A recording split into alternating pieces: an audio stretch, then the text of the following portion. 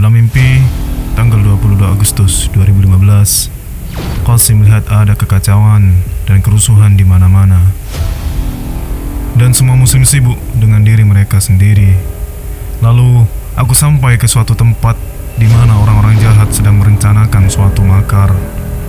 Mereka berkata, karena umat Islam sedang sibuk dengan kehidupan mereka sendiri-sendiri, mereka tidak akan bisa menyelamatkan diri. Kita akan hancurkan mereka dan membuat dunia melihat seolah-olah kita melakukan itu untuk kedamaian. Setelah itu, mereka mulai membuat mesin-mesin pembunuh satu persatu, dan aku berpikir tidak ada orang yang cukup kuat dari pihak muslim yang bisa melawan mesin-mesin itu. Ketika mereka telah menyelesaikan pembangunan mesin-mesin itu, aku kembali. Mesin-mesin itu terbang sangat tinggi di udara, dan mesin-mesin itu mulai saling menembak satu sama lain. Kita, umat Islam, terjebak di tengah mesin-mesin itu, padahal semua rumah dan gedung-gedung bisnis kita berada di sana. Dan di sana ada sebuah tembok besar yang menghalangi dunia untuk dapat melihat apa yang terjadi. Maka orang-orang jahat itu menunjukkan pada dunia bahwa dua kelompok tengah saling menyerang satu sama lain. Padahal sebenarnya mereka hanya satu kelompok yang bersama-sama menyerang rumah-rumah muslim. Mereka juga berkata, sekelompok muslim memiliki mesin yang sangat kuat. Kita harus menghancurkan mesin-mesin milik muslim itu, atau mereka akan menghancurkan kedamaian di muka bumi. Padahal itu semua adalah bohong belaka.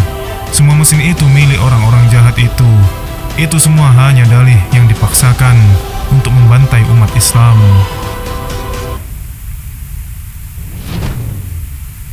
Aku mengumpulkan beberapa orang dan bertanya pada mereka, bagaimana cara kita mengalahkan mereka? Karena perang ini, kitalah yang akan binasa. Kita, muslim, tidak tahu apa yang harus dilakukan. Semua orang terus mencoba bersembunyi, namun tetap saja kita terus terbunuh.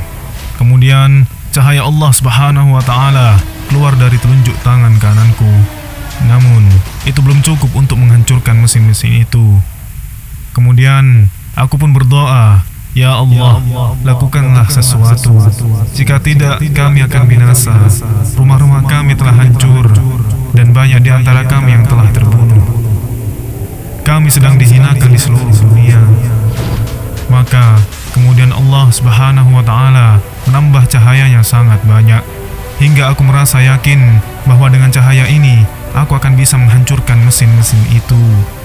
Maka, waktu aku keluar untuk memerangi mesin-mesin pembunuh umat Islam itu, pakaianku berganti.